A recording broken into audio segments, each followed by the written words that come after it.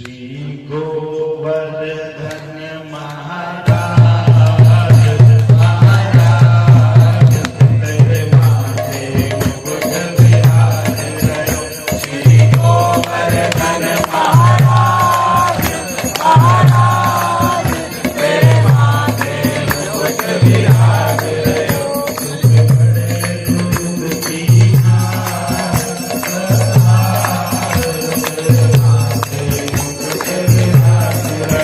तुझे चढ़े दूध की धार,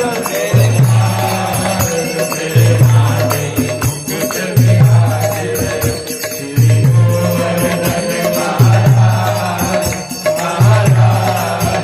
तेरे माथे मुकुट विराज रयो। श्री गोवर्धन महाराज तेरे माथे मुकुट विराज रयो। हरे कृष्णा। तो आज बहुत सुंदर दिन है, गोवर्धन का दिन है, गोवर्धन पूजा का दिन है। और दिवाली के अगले दिन गोवर्धन पूजा आता है। आजकल बीच में गैप होने लग गया क्योंकि वास्तव में दिवाली कल थी, आज गोवर्धन पूजा है। तो गोवर्धन पूजा हम सबने बचपन से अपने घरों में देखी होगी, होती है सबके घरों में गोवर्धन पूजा, है ना। वो गोबर का बनाते हैं, फिर ये वाला सॉन्ग गाते हैं जो मैंने गाया, परिक्रमा लगाते हैं और कुछ कुछ ऑफरिंग भी करते हैं। लेकिन जब तक महिमा नहीं जानेंगे तब तक ढंग से गोवर्धन जी की उपासना कर नहीं पाएंगे। गोवर्धन जी की महिमा जानना बहुत जरूरी है। इसलिए साधु संतों के पास जब हम जाते हैं तो हम चीजों में फिक्स हो जाते हैं। जब कोई चीज, कोई ज्ञान हमें हमारे पुरखों ने दिया होता है तो वो एक मात्र धार्मिक क्रिया बन जाता है कि भाई आज गोवर्धन है, आज गोबर लाना है, जमाना है, ये करना है। दिमाग में हेडेक रहता है, प्रेशर रहता है, ये भी काम है, ये भी काम है, ये भी काम है। उस चीज का ना तो आनंद लिया, ना उस चीज का कोई ज्ञान लिया, ना कोई समझ के उससे किया, ना कोई भावनाएं ऐसी सच जागृत हुई। कोई भावना भी कुछ खास जागृत नहीं होती। सिर्फ किस वजह से? क्योंकि उसके विषय में, चीज के विषय में हमने ज्ञान नहीं लिया। जैसे कोई व्यक्ति है, अब जैसे ये है, अभी मोटरसाइकिल चलाना सीखे और इसको इतना बता दिया कि भाई मोटरसाइकिल, टू व्हीलर चलाना है तो पुलिस पकड़ लेगी अगर हेलमेट नहीं होगा तो। लेकिन ये ज्ञान नहीं दिया कि बेटा अगर स्लिप हो गया जरा सा भी तो सिर में लग सकती चोट और कुछ भी हो सकता है। तो ये ज्ञान नहीं दिया तो क्या हो गया? हेलमेट हमेशा बर्डन लगेगा ना। हमेशा ये देखता रहेगा इस रास्ते पुलिस मिलेगी, इस रास्ते नहीं मिलेगी, इधर से जाओ, ये करता रहेगा। लड़कों का यही काम होता है क्योंकि ज्ञान नहीं है, एक्सपीरियंस नहीं है, अनुभव नहीं है। किसी को ऐसा देखा हुआ नहीं है कि जब हेलमेट के बिना कुछ बहुत नुकसान हो गया हो। लेकिन जब ज्ञान हो जाएगा अपने घर से हेलमेट लगा के निकलेगा। तो क्योंकि हमें हमारे त्योहारों का ज्ञान नहीं है, ना दिवाली का ज्ञान है, ना गोवर्धन का ज्ञान है, ना भाई दूज का ज्ञान है, इसलिए हमारे लिए ये सब क्या हो गया? एक मात्र एक वो परंपरा सी हो गई, ठीक है। ना कुछ भावनाएं जागृत होती, ना हमारी भक्ति बढ़ती, ना भगवान का स्मरण होता। दिवाली, गोवर्धन, भाई दूज, इन सब का मतलब एक हो गया, शॉपिंग, सफाई, आतिशबाजी, ये सारी चीजें हो गई। इन सारी चीजों से कुछ हासिल नहीं होता, केवल खर्चा होता है। केवल क्या होता है? खर्चा। ना भक्ति बढ़ी, ना कोई प्रसन्नता बढ़ी, ना उम्र बढ़ी, ना कुछ बढ़ी, कुछ भी नहीं बढ़ता। और जो बड़े हो जाते हैं, बच्चों को पटाखे में मजा आ रहे हैं, अब पिताजी को मजे नहीं आ रहे पटाखे में, तो वो पी कर आएंगे कहीं से। वो मजा चाहिए, छुट्टी का दिन है। ज्ञान नहीं है ना, तो ज्ञान नहीं है तब तक कोई क्या कर रहा है, कोई क्या कर रहा है, कोई क्या कर रहा है, कोई क्या कर रहा है, और फिर क्लेश ही क्लेश चलता रहता है। तो ज्ञान होना बहुत जरूरी है। इसलिए साधु संतों के पास जाना चाहिए, उनसे उन चीजों की महिमा के विषय में सुनना चाहिए। तो आज हम किसकी महिमा के विषय में सुनेंगे? गोवर्धन जी गोवर्धन महाराज की महिमा के बारे में। तो गोवर्धन महाराज के विषय में हम 3 श्लोक देखते हैं शास्त्रों से। शास्त्रों में बहुत गोवर्धन महाराज की महिमा बताई है। हम 3 श्लोकों के माध्यम से गोवर्धन महाराज की महिमा जानने का प्रयास करेंगे। तो पहला श्लोक है, ये श्लोक है NOI 09, nectar of instruction 9 number. वैकुंठा जनितो वरा मधुपुरी तत्रापि रासोस्वाद्वन्दारण्य उदार पाणिम तत्रापि गोवर्धन राधा कुंड मिहापे गोकुलपते प्रेमामृता प्लावनात् कुर्यादस्य विराजतो गिरितटे सेवा विवेकी न कहा। इस श्लोक के अंदर गोवर्धन महाराज की बहुत सुंदर महिमा बताइए। पता है क्या बताइए? कि वैकुंठ जो है, वैकुंठ क्या होता है? भगवान विष्णु का धाम। वैकुंठ का मतलब क्या होता है? वही प्लस कुंठा। वही यानी कि जहां पे नहीं है, वही मतलब विदाउट, जहां पे नहीं है। क्या नहीं है? कुंठा नहीं है। किसी प्रकार का कोई दुख नहीं, किसी प्रकार का कोई शोक नहीं, किसी प्रकार की कुंठा नहीं, किसी प्रकार का कोई अभाव नहीं, ना जन्म, न मृत्यु, न जरा, न व्याधि। वो क्या है? वो क्या है? वैकुंठ, भगवान विष्णु का धाम।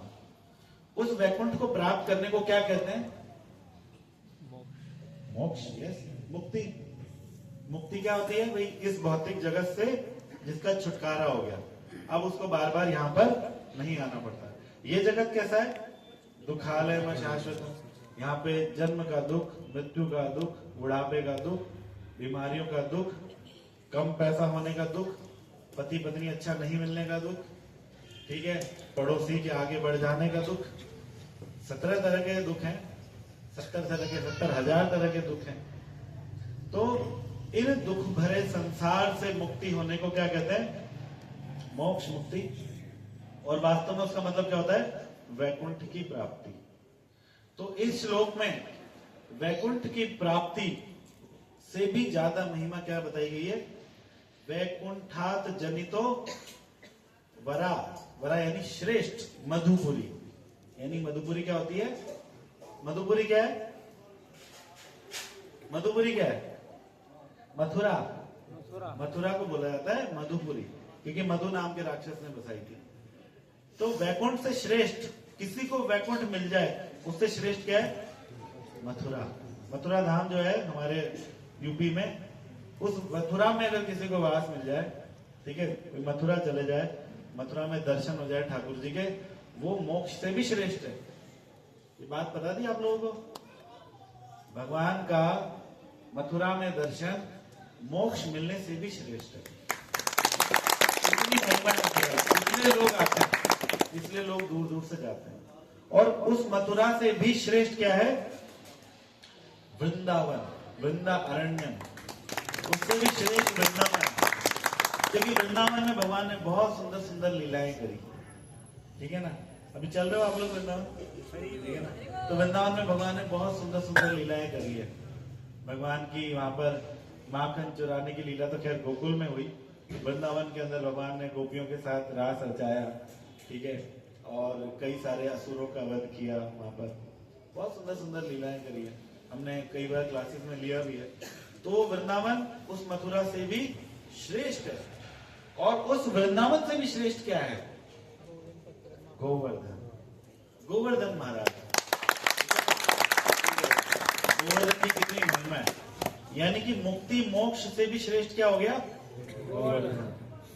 और मुक्ति मोक्ष के लिए लोग कितने प्रयत्न करते हैं, है ना? कितने योगी, कुंभ के मेले में कितने साधु संत आए थे, और सब किस काम में लगे हुए हैं? किस काम में लगे हुए लोग? मोक्ष के काम में तो लगे हैं। अपनी इंद्रियों का निग्रह करते हैं, तपस्या करते हैं, गहरी गहरी तपस्या करते हैं, ठीक है, घर बार छोड़ देते हैं, वेदों का अध्ययन करते हैं, कितनी चीजें करते हैं। उन सबसे श्रेष्ठ क्या है? गोवर्धन। अगर हम एक बार गोवर्धन चले जाएं, गोवर्धन की परिक्रमा कर लें, उनकी महिमा का श्रवण कर लें, तो जितना उन्होंने तप किया, उन सारे तप से भी ज्यादा हमको उससे मिल जाएगा, जितना हमने एक दिन में गोवर्धन का वास कर लिया था। क्योंकि एक दिन गोवर्धन के वास से क्या हो जाता है? हमारी भक्ति का उदय हो जाता है। हमारे ग्रुप में कुछ भक्त हैं, आज यहाँ नहीं आए, तो वो बताते हैं कि प्रभु जी पहले हम गोवर्धन जाया करते थे, हम दोनों मिलके, अवतार और रमेश, वो कहते हैं हम दोनों मिलके पहले गोवर्धन जाया करते थे हर महीने। तो गोवर्धन जाने का फल हमें ये मिला कि हमें आप भक्त लोग मिल गए। शास्त्रों में लगे अहो मधुपुरी धन्या वैकुंठाच गरीयसी दिनम एकम निवासेन हरो भक्ति प्रजायते। हरि का भक्ति उत्पन्न हो जाती हृदय में एक दिन के निवास से। गोवर्धन के अंदर इतनी शक्ति है। ये गोवर्धन की महिमा है, ये गोवर्धन महाराज है, इसलिए हम गोवर्धन की इतनी पूजा करते हैं, उपासना करते हैं। पता था आपको ये बात? कभी इतने सालों से गोवर्धन की पूजा करते आए हो, गोबर से और हर चीज से, लेकिन ये बात पता थी? इतनी महिमा गोवर्धन की। वैकुंठ भी छोटा पड़ गया, कुछ भी नहीं है वैकुंठ गोवर्धन के आगे। यही गोवर्धन जो हमारे यहाँ पर, यहाँ से जाएंगे आगरा रोड पे तो गोवर्धन 200 किलोमीटर बाद गोवर्धन आ जाएगा। यही गोवर्धन, इसकी इतनी महिमा है, वैकुंठ से भी श्रेष्ठ। अब वैकुंठ तो पता नहीं जाएंगे नहीं जाएंगे, लेकिन गोवर्धन जाके आ जाओ, क्योंकि इस गोवर्धन में जाके भक्ति मिल जाएगी। और वो भक्ति वो वैकुंठ नहीं देती, भक्ति क्या देती है? साक्षात हरि को हमें दे देती है। ठीक है? जो लोग बहुत तरह की चीजें करते हैं अध्यात्म के नाम पे, उनको हो सकता है वैकुंठ मिल जाए, ना भी मिले, लेकिन जो भक्ति करते हैं उनको क्या मिलता है? साक्षात श्री कृष्ण। न माम साधयति योगो न सांख्यम धर्मोत्तर न स्वाध्याय तपदाग्यो यथा मम भक्ति उदिता। और भगवान उद्धव को कह रहे हैं, उद्धव न मुझे योग से साधा जा सकता, पकड़ा जा सकता, न स्वाध्याय से, शास्त्रों के अध्ययन से, ना मुझे किसी प्रकार के तप से, न त्याग से, न धर्म से, केवल किससे? भक्ति से। और भक्ति गोवर्धन जाने में अनायास मिल जाती है, सरलता से भक्ति कहाँ मिल जाती है?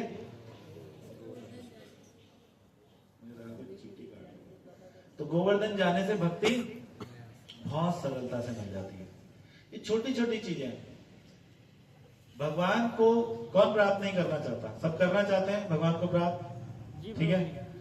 और भगवान को प्राप्त करना इस जगत में सबसे सरल है। तस्याहम सुलभ पार्थ, हे पार्थ, अर्जुन, गीता में भगवान कह रहे हैं मैं उसके लिए सुलभ हूं जो छोटी छोटी चीजें कर लेता है। योगी ध्यानी ज्ञानी बड़ी बड़ी चीजें करते हैं, भक्त छोटी छोटी चीज कर लेता है। अभी आपने भगवान का अभिषेक किया, अभिषेक के लिए बोला गया है कि जो भगवान का अभिषेक होते हुए देख लेता है उसका इस संसार में पुनर्जन्म नहीं होता। ये शास्त्रों की लिखी बात है। अब आपका इसमें जितना दृढ़ विश्वास है उतना आप पे काम करेगी। मेरे को दृढ़ विश्वास है, मेरे पे काम करेगी। आपको दृढ़ विश्वास है, आप पे काम करेगी। अभी हम दीपदान करेंगे, कार्तिक है ना, कार्तिक मास में आप लोग दीपदान कर रहे हो सब घर में, और आप लोग कई लोग तो दीपदान से जुड़े। तो जो कार्तिक मास में राधा दामोदर को, यशोदा दामोदर को दिया दिखाता है, सरल काम है, कोई कड़ा काम है दिया दिखाना। एक दिया कोई भी ऑफर कर सकता है। गरीब से गरीब व्यक्ति भी अपने घर में दिया लगाता है ठाकुर जी को, उसको ठाकुर जी प्राप्त हो जाता है। भगवान का नाम लेना सरल काम है, कोई पैसा लगता है, कोई मेहनत लगती है नहीं। भगवान का प्रसाद खाना वो तो और भी सरल काम है। हर काम सरल है, भक्ति मतलब सरल, सब कुछ सरल है। हम जटिल है, हम थोड़े से टाइट हैं, हमारी बुद्धि में संशय चल रहा होता है, इसका कुछ न कुछ स्वार्थ बुला रहे हैं, इसका कुछ न कुछ स्वार्थ होगा, देखना आज पैसे मांगेंगे देखना कल जरूर मांगेंगे। कोई स्वार्थ नहीं हमारा, हमारे पास सब कुछ है सब कुछ है। मैं तेरे पास क्योंकि इसके बाद बहुत श्रद्धा है, बहुत श्रद्धा है, इसलिए कह रहा हूं। तो भक्तों के पास सब कुछ है, भक्तों का कोई स्वार्थ नहीं है। हाँ, स्वार्थ है कि आप भी भक्ति करो, जो आनंद हमें मिला वो आनंद आपको भी मिले। जब मैं बुक डिस्ट्रीब्यूशन करने जाता हूँ कई बार, अब तो बहुत टाइम हो गया, तो कोई मिल जाता है कि कुछ काम वाम करो, तो प्रभु जी मैं सीए हूँ, काम वाम करता हूँ, ये किताबें पढ़ के जो मुझे आनंद मिला वो आनंद आपको देने के लिए आया बस। तो कोई हमारा स्वार्थ नहीं है, निस्वार्थ सेवा है हमें, क्योंकि संसार में ऐसे ही लोगों से पाला पड़ा हुआ है, घर में, परिवार में, आस पड़ोस में, ऑफिस में, जो सब स्वार्थी हैं। इसलिए हमें भरोसा नहीं हो पाता कि भक्त लोग निस्वार्थ हो सकते हैं। भक्तों का कोई स्वार्थ नहीं। तो भक्त भक्ति देते हैं, और उन भक्ति देने वालों में सबसे श्रेष्ठ कौन है? गिरिराज गोवर्धन। गिरिराज गोवर्धन को क्या बोला गया? हरे दास वर्य हरि के दासों में, हरि के भक्तों में जो वरीय यानी कि जो सर्वश्रेष्ठ है वो कौन है? गिरिराज गोवर्धन। हरि के भक्तों में सर्वश्रेष्ठ है। भागवत में एक सुंदर श्लोक आता है, जब गोपियां गिरिराज गोवर्धन की महिमा सुना रही हैं भगवान को वेणु गीत में, तो गोपियां कह रही हैं कि ये श्लोक है 10वां स्कंद 21वां अध्याय श्लोक नंबर 28।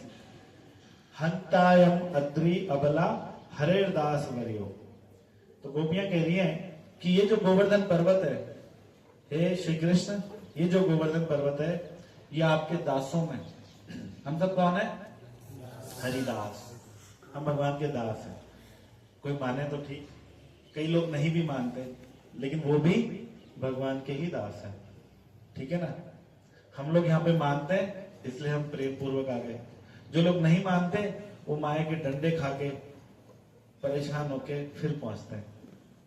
मेरे ऑफिस में एक बॉस थे हमारे, chief general manager, top boss, बहुत गालियां देते थे भगवान को, क्योंकि वो एक पर्टिकुलर कम्युनिटी से आते थे, जिस कम्युनिटी का ये काम है सुबह उठ के भगवान को पानी पी पी के गालियां देना। नाम नहीं लूंगा, रिकॉर्ड हो रहा है। तो बहुत गालियां देते थे, मैं उनको समझाता भी था। अभी थोड़े दिनों पहले, 1-1.5 महीने पहले की बात है, मुझे फोन करके बोलते हैं कि यार रमेश भाई, तू ना प्लीज तेरे श्री कृष्णा से प्रार्थना कर, मेरी पोती ना एडमिट है 5 महीने से, प्लीज प्रार्थना कर, तेरी प्रार्थना सुन लेंगे। मैंने कहा देखो ये तो प्रेम से आता है कोई, ठीक है, नहीं तो माया की मार खा खा के आता है।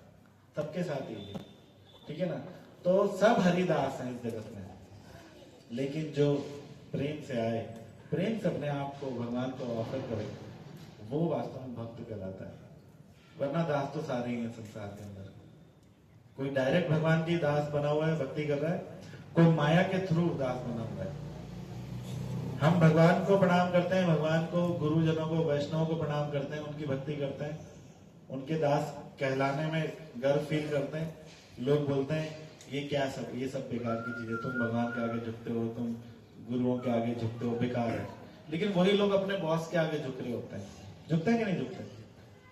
वही लोग अपनी गर्लफ्रेंड, बॉयफ्रेंड, पति, पत्नी और पता नहीं किन किन के आगे झुक रहे होते हैं। झुकना पड़ता है संसार में, जगत भगवान ने ऐसे ही डिजाइन किया हुआ है।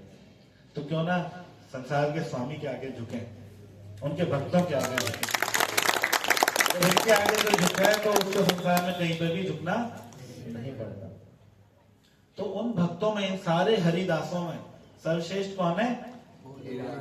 गिरिराज गोवर्धन।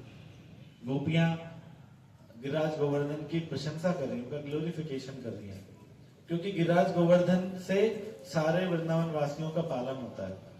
वहां पर सब पेड़ वनस्पति लगी हुई है, गायें चरने वहां जाती हैं, गायें दूध देती हैं सारे, क्योंकि ग्वाला कम्युनिटी है तो दूध पर ही आश्रित है। दूध, मक्खन, दही, छाछ उसको बेचते हैं, कमाते हैं। तो भगवान श्री कृष्ण अपने पिताजी को, स्टोरी सबको पता है गोवर्धन की, तो भगवान श्री कृष्ण अपने पिताजी को बोलते हैं कि पिताजी आप क्या ये इंद्र की उपासना कर रहे हो? इंद्र ने क्या किया आपके लिए? आपको उपासना करनी तो गोवर्धन की करो, क्योंकि गोवर्धन सब कुछ देता है। हमारा जीवन गोवर्धन से चलता है।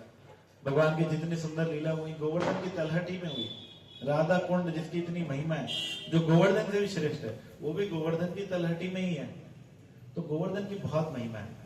और सबसे बड़ी महिमा, क्यों इतनी महिमा है गोवर्धन की? क्यों इसलिए महिमा है? क्योंकि गोवर्धन के पास एक नेचर, एक स्वभाव है। वो स्वभाव जिसमें जितना ज्यादा होगा वो उतना बड़ा भक्त हो जाएगा। कौन सा स्वभाव है? ऑफर करने का, देने का। गोवर्धन केवल देता ही देता है। पेड़ पौधे, वनस्पति, बारिश, सब कुछ, बादल, पहाड़ बादल रोकते हैं ना तो बारिश भी होती है। तो सब कुछ गोवर्धन देता है, भगवान को आनंद देता है अपनी इन सारी चीजों को ऑफर करके, भक्तों को आनंद देता है। गोवर्धन की तलहटी में सारे गोप सखा, गोपियां सबके साथ भगवान सुंदर सुंदर लीलाएं करते हैं। तो भक्तों में श्रेष्ठ भक्त कौन है? गिरिराज गोवर्धन महाराज। जो देता है ना, जो देता है, जिसके भावना है कि कुछ दूं मैं कुछ अपना समय दूं भगवान को। सबसे कीमती क्या है? समय। समय। आज आप लोगों ने समय दिया भगवान को। भगवान गदगद हो गए, डेफिनेटली 100%। क्योंकि हमने कभी भगवान, हम माया के लिए इतना समय निकालते हैं, माया को इतना समय देते हैं, आज हमने भगवान के लिए समय निकाला, भगवान खुश हो जाते हैं। जैसे एक बेटा हो, कभी माँ बाप से ना बात करे, देखे भी नहीं, सुबह घर से जा रहा है, शाम को लेट घर पे आ रहा है, लेकिन कोई दिन बैठे उनके पास कि पिताजी सुनाओ आपकी पुरानी कहानियां, आपने क्या क्या किया सुनाओ, तो पिताजी खुश हो जाएंगे कि आज मेरे बेटे ने समय दिया, कान दिए, है ना। तो आज आप लोगों ने समय दिया भगवान को, कान दिया ना कुछ भगवान को, तो भगवान खुश हो गए। तो गोवर्धन यही करता है, देता है, कुछ ना कुछ देता है। हमें समय देना चाहिए, हमें अपनी शक्ति देनी चाहिए। नाचते हैं तो शक्ति लगती है, ठीक है ना। हमें अपना परिवार देना चाहिए। कई माओं ने अपने पुत्रों को भेज रखा है सीखने के लिए कि भक्त बनो। जब हम देते हैं भगवान को, भगवान उससे कई गुना हमें रिटर्न करते हैं। ये भगवान का स्वभाव है। आप मुझे बताओ कितने लोग हैं यहाँ पे ऐसे जिनकी ये भावना है, जिनका ये विचार है कि हम किसी का 1 रुपया नहीं रखेंगे, हमारे ऊपर, हमारे सर पे किसी का 1 रुपया नहीं होना चाहिए। भाग्य भी नहीं है, रख लो कि उधार किसी का है तुम्हारे ऊपर, खा के बैठ जाओगे। सबकी भावना होती है कि हमारे ऊपर किसी का 1 रुपया भी नहीं हो। पकड़ो हमें नहीं चाहिए तुम्हारा। तो भगवान भी ऐसी हैं, भगवान भी किसी का उधार नहीं रखते, कई गुना वापस लौटाते हैं। तो गोवर्धन महाराज की यही भावना है भगवान को अर्पण करने की, इसलिए वो क्या कहलाते हैं, हरे दास वही भक्तों में सर्वश्रेष्ठ। तो जो भक्त अपना समय देता है भगवान को, अपनी शक्ति देता है, अपना परिवार लगाता है, ठीक है, धन भी लगा सकता है चाहे तो उसकी इच्छा है, नहीं तो कोई बात नहीं। समय लगाना सबसे जरूरी है, समय लगाए, परिश्रम लगाए, अपने परिवार को भी लगाए, तो भगवान उसको रिटर्न करते हैं, सब कुछ देते हैं। जो भक्त सुबह 16 माला कर लेते हैं तो उनके पास क्या लगता है आपको, सारे काम इजीली हो जाते हैं ना, तो सुंदर तरीके से हो जाते हैं, टाइम ही टाइम रहता है। और जो लोग माला नहीं करते उनको बोलो कथा सुनने के लिए, हमारे पास टाइम ही नहीं है ना, सीधा ही दिख रहा है। तो देने का भावना होनी चाहिए, समय देना है, परिश्रम देना है, परिवार देना है, चाहे तो धन भी दे सकते हैं, सब कुछ भगवान की सेवा में लगाना चाहिए। क्योंकि जब तक हम भगवान की सेवा में नहीं लगाएंगे तो अंत समय में हम कुछ छोड़ नहीं पा रहे, हम समय नहीं छोड़ पा रहे, हम शक्ति नहीं छोड़ पा रहे, थोड़ा सा धन भगवान के लिए नहीं छोड़ पा रहे। मरते समय प्राण कैसे छूटेंगे, ये शरीर कैसे छूटेगा, छोड़ना पड़ेगा अंत समय में। तो शरीर क्या कोई ले जाएगा शरीर साथ में, है किसी की हिम्मत शरीर साथ में ले जाए कि मैं ले जाऊंगा अपना शरीर साथ में, मेरा है। अभी तो अपने शरीर के लिए बहुत करते हैं, मेरा शरीर है, मेरे बाल जैसे मर्जी रखूं। कई माताएं लड़कियां बोलती हैं मेरा शरीर है, मैं जो मर्जी कपड़े पहनूं, होता है ये भी बहुत। लेकिन अगर आपका है तो ले जाके दिखाओ साथ में, हमारे बाद कोई नहीं लेके जा सकता, ठीक है ना। तो ये शरीर हमें भगवान की सेवा में लगाना चाहिए। अगर नहीं लगाएंगे तो मरते वक्त, छोड़ते वक्त बहुत दुख होगा, ठीक है ना, बहुत दुख होगा, बहुत तकलीफ होगी।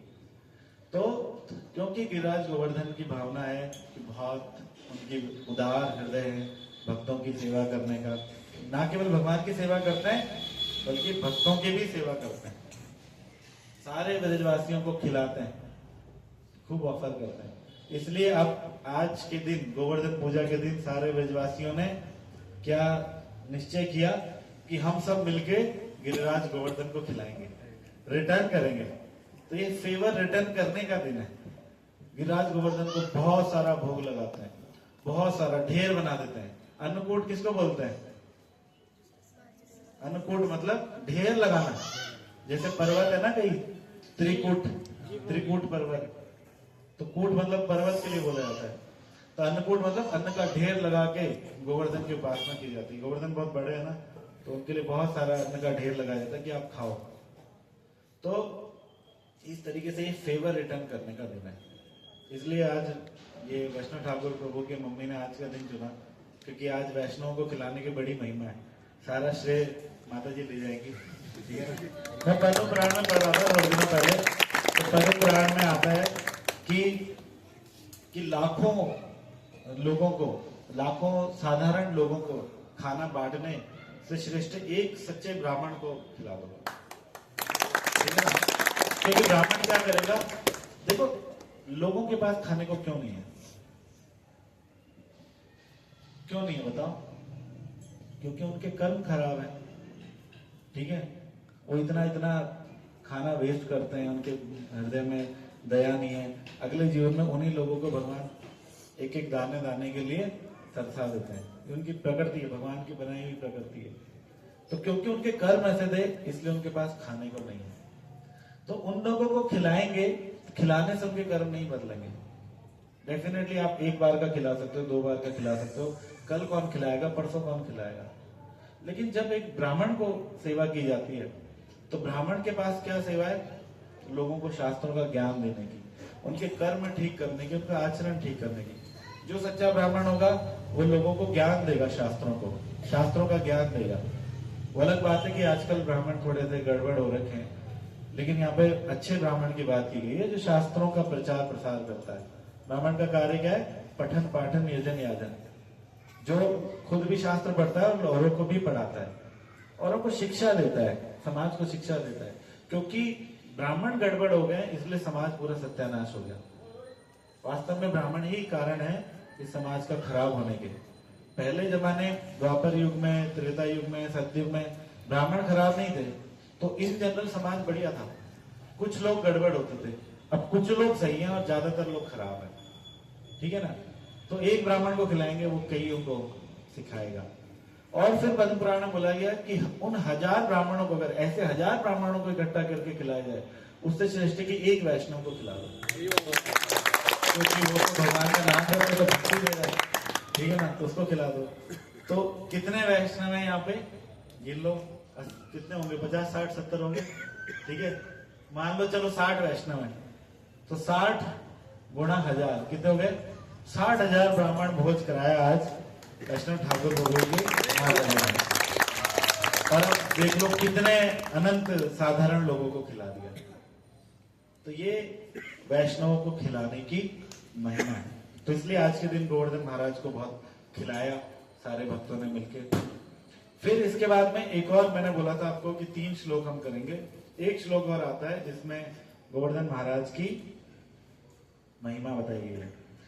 10वें स्कंद का 24वां अध्याय, श्लोक नंबर 35। तो इस श्लोक में बोला गया, कृष्णस्तु अन्यतमं रूपम गोप विश्रंभणं गता शैलो अस्मिति ब्रुवन् भूरि बलिम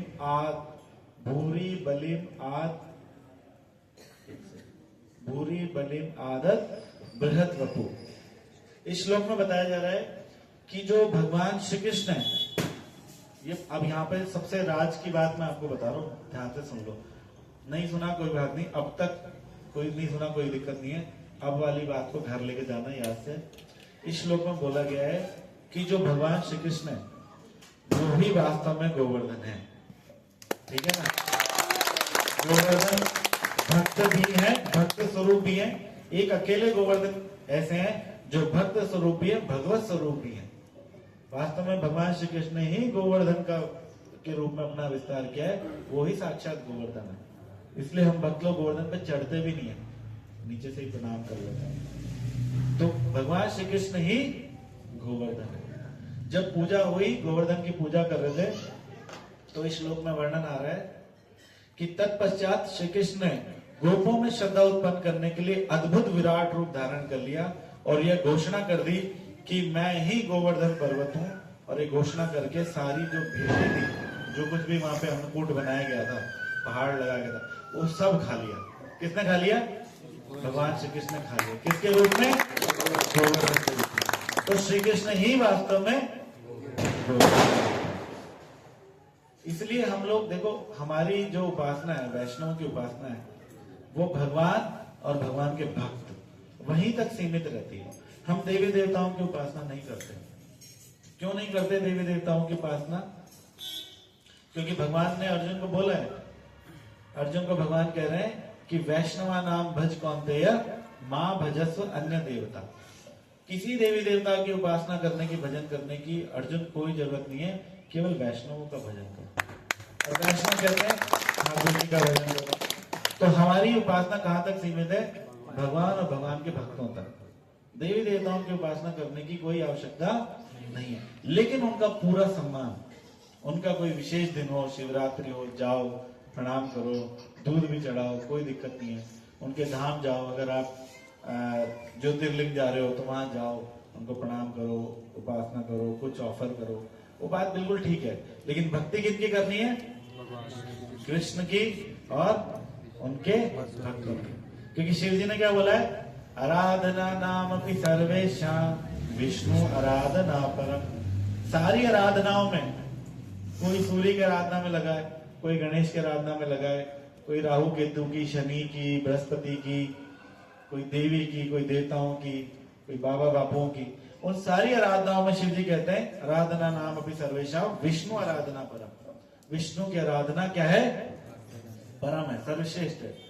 और तस्मात् परतरम देवी तदीया नाम समर्चनम। और हे देवी पार्वती, उन विष्णु की आराधना से भी श्रेष्ठ क्या है? उनके भक्तों की आराधना। इसलिए आज का दिन बहुत महत्वपूर्ण, गोवर्धन की आराधना, क्योंकि आज के दिन हम गोवर्धन जी को भगवान का भक्त मान लेते हैं, ठीक है ना। इसलिए गुरु की आराधना है, इसलिए वैष्णवों की आराधना है। जिनके जीवन में वैष्णव की आराधना होती है, गुरु की आराधना होती है, उनको वास्तव में जीवन जीना भी आसान हो जाता है। और जिनके जीवन में देवी देवताओं की, बड़े बड़े देवताओं की आराधना होती है, उनका जीना आसान नहीं हो पाता। हिरण्यकशिपु ने किसकी आराधना करी? ब्रह्मा की। नरसिंह मूवी देखी आप लोगों ने, सबने? किसकी आराधना करी हिरण्यकशिपु ने? ब्रह्मा की। रावण किसकी आराधना करता था? शिव जी की। लेकिन उनका जीवन आसान नहीं हुआ। हृदय के अंदर काम, क्रोध, लोभ, ईर्ष्या, द्वेष, अहंकार यही चलता रहा। रावण के पास कितना अहंकार है? बहुत सारा। कितना अहंकार, बोलता है बार बार हर बात बात पे कि इन भुजाओं की शक्ति कैलाश पर्वत जानता है। और कितना काम है? सीता माता को उठा के ले गया। हिरण्यकशिपु के पास कितना लालच है, कितना लोभ है, 14 लोगों का इकलौता स्वामी बनना है। तो वैष्णव तो देवताओं की भक्ति करने से काम, क्रोध, लोभ, ईर्ष्या, द्वेष, अहंकार तो नहीं गया। हमारे वास्तविक शत्रु काम, क्रोध, लोभ, ईर्ष्या, द्वेष, अहंकार है। ना पड़ोसी है, ना जेठानी देवरानी है, ना कोई हमारा कॉम्पिटिटर है ऑफिस में, कोई हमारा शत्रु नहीं है। हमारा शत्रु कौन है? काम, क्रोध, लोभ, ईर्ष्या, द्वेष, अहंकार। और ये जाते हैं वैष्णवों की सेवा करने से, ठाकुर जी की सेवा करने से, ठीक है ना। वो क्या श्लोक है? वो महत कृपा बिना कौन कर में भक्ति न, कृष्ण भक्ति दूरे रहो संसार नहीं क्षय। कृष्ण भक्ति की बात तो छोड़ दो, भक्तों के संग के बिना, भक्तों की कृपा के बिना हमारा संसार भी नहीं सुधरेगा, घर परिवार भी नहीं सुधरेगा, दिक्कत चलती रहेगी, चलती रहेगी। लेकिन जिनके जीवन में वैष्णव का प्रवेश हो जाता है, भक्ति का प्रवेश हो जाता है, भगवान का प्रवेश हो जाता है, उनका जीवन सुखद हो जाता है, आनंदमय हो जाता है, सही फिलॉसफी आ जाती है, ज्ञान आ जाता है। ज्ञान से बहुत चीजें सॉल्व हो जाती हैं। ज्ञान से बहुत, आप देखो, आप बच्चे लोग इस उम्र में इतना सुंदर ज्ञान ले रहे हो। मैं चैलेंज से कह सकता हूँ कि आने वाले समय में आपके माता पिता को, आपके घर वालों को, किसी को कोई टेंशन नहीं है कि हमारा बच्चा पता नहीं कोई नशे में ना पड़ जाए, गलत संग में ना पड़ जाए, वरना रहती है चिंता। मैं बचपन में जब मैं छठी क्लास में था, छठी सातवीं में, तो मेरा एक फ्रेंड था, ठीक है, मुकेश।